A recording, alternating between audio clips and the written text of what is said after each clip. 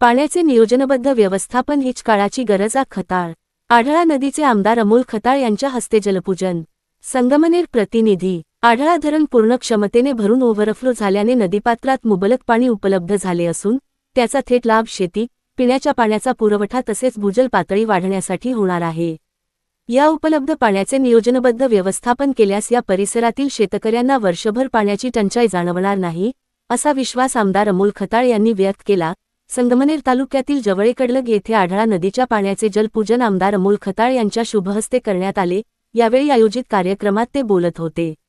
यावेळी जलसंपदा विभाग अभियंता योगेश जोरवेकर, प्रीतम शेवाळे महायुतीचे यावेळी दत्ता कडलग, वैभव नाईकवाडी, सुरेश लांडगे, हरीश चकोर, संदेश देशमुख, सुशांत कडलग, बापूसाहेब देशमुख, भाऊसाहेब साळवे, राजेंद्र देशमुख, अशोक देशमुख, बापू देशमुख, रोहिदास साबळे, संजय कडलग, कैलास आडभाई, मीनानाथ खताळ, रामा जमदाडे, विनोद सुर्वे, श्रीकांत कडलग, पोपट नाईकवाडी, शरद कदम, रोहिदास कडलग, मनोज देशमुख, अरुण देशमुख, दिलीप देशमुख, रोहिदास गुंजाळ, आशिष कानवडे यांच्यासह ग्रामस्थ मोठ्या संख्येने उपस्थित होते. आमदार खताळ म्हणाले की यापूर्वी धरणातील पाण्याचे नियोजनबद्ध व्यवस्थापन होत नव्हते, त्यामुळे उपलब्ध पाण्याचा अपेक्षित लाभ शेती आणि पिण्याच्या पाण्यासाठी मिळत नव्हता. मात्र यंदा राज्याचे जलसंपदा मंत्री तथा अहिल्यानगर जिल्ह्याचे पालकमंत्री डॉ. राधाकृष्ण विखे पाटील यांच्या मार्गदर्शनाखाली आढळा, भोजापूर आणि निळवंडे धरणांच्या पाण्याचे जलसंपदा विभागाने प्रभावी नियोजन केले. त्यामुळे उपलब्ध पाण्याचा योग्य पद्धतीने वापर शक्य झाला आहे. याच नियोजनामुळे गत उन्हाळ्यात निळवंडे, आढळा आणि भोजापूर धरणांमधून कालव्याद्वारे तब्बल 8 आवर्तने सोडण्यात आली. दुष्काळी परिस्थितीतही शेतकऱ्यांच्या पिकांना दिलासा मिळाला. भविष्यातही उपलब्ध जलसंपत्तीचा काटकसरीने आणि नियोजनबद्ध वापर करणे ही काळाची गरज असल्याचे आमदार खताळ यांनी स्पष्ट केले. आढळा धरणातून नदीपात्रात सोडण्यात येणाऱ्या पाण्यामुळे नदीकाठच्या विहिरी, कूपनलिका आणि जलस्रोतांची पाणीपातळी वाढण्यास मदत होणार आहे. तसेच शेतीला आवश्यक ओलावा टिकून राहण्यास, पिण्याच्या पाण्याची उपलब्धता सुधारण्यास आणि भूजल पुनर्भरणास मोठी मदत होणार असल्याचेही त्यांनी सांगितले. यावर्षी हवामान खात्याने कमी पावसाचा अंदाज व्यक्त केल्यामुळे शेतकरी आणि सर्वसामान्य नागरिकांमध्ये चिंतेचे वातावरण होते. मात्र निसर्गाने साथ दिल्याने तालुक्यात समाधानकारक पाऊस झाला. परिणामी आढळा आणि भोजापूर ही धरणे पूर्ण क्षमतेने भरली आहेत. आढळा धरणातून अतिरिक्त पाणी नदीपात्रात सोडण्यात आल्याने आढळा नदी दुथडी भरून वाहत आहे. या पाण्याचे योग्य नियोजन आणि काटकसरीने व्यवस्थापन केल्यास शेती, पिण्याचे पाणी आणि भूजल पातळी यासाठी वर्षभर मोठा लाभ मिळू शकतो.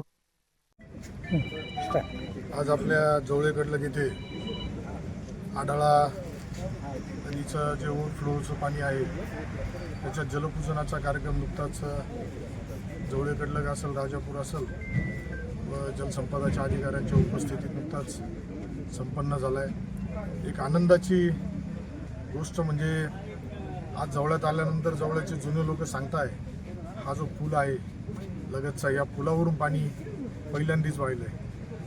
पावसाची जी चिंता आपल्या सगळ्यांनाच होती, हवामान खात्याचा अंदाज होता, परंतु या सगळ्यांवरती मात करून एक चांगला पाऊस आपल्या परिसरामध्ये झाल्यामुळं आज निश्चितच आपला बळीराजा जो आहे हा सुखावलेला आहे, शेतकरी सुखावला आहे. त्यामुळं या पाण्याचं योग्य पद्धतीचं नियोजन होऊन येणाऱ्या पुढील वर्षभरामध्ये कुठल्याही प्रकारचा आपल्या परिसराला दुष्काळ जाणवणार नाही, पाण्याची टंचाई जाणवणार नाही, या दृष्टीने कारवाई करण्याच्या, काम करण्याच्या सूचना जलसंपदाच्या अधिकाऱ्यांना दिलेल्या आहेत. त्यामुळे एक आनंदाचा खरंच आजचा क्षण आहे. त्यानिमित्तानेच आम्ही आढळा मातेची आज पूजा करून त्याच्यामध्ये येणाऱ्या पुढील कालावधीमध्ये आमच्या या भागातील लोकांना निश्चितच याचा चांगला फायदा होईल अशी मला खात्री आहे. त्यामुळं जसं राज्याचे लोकप्रिय जलसंपदा मंत्री आदरणीय आमदार राधाकृष्ण विखे पाटील साहेब यांच्या मार्गदर्शनाखाली, नेतृत्वाखाली मागच्या वर्षीसुद्धा ज्या पद्धतीने पाऊस झाला होता, परंतु त्याचं नियोजन यापूर्वी कधीच या संगमनेरमध्ये या परिसरामध्ये होत नव्हतं, परंतु अतिशय चांगल्या पद्धतीने आम्ही मागच्या वर्षी नियोजन झालं होतं.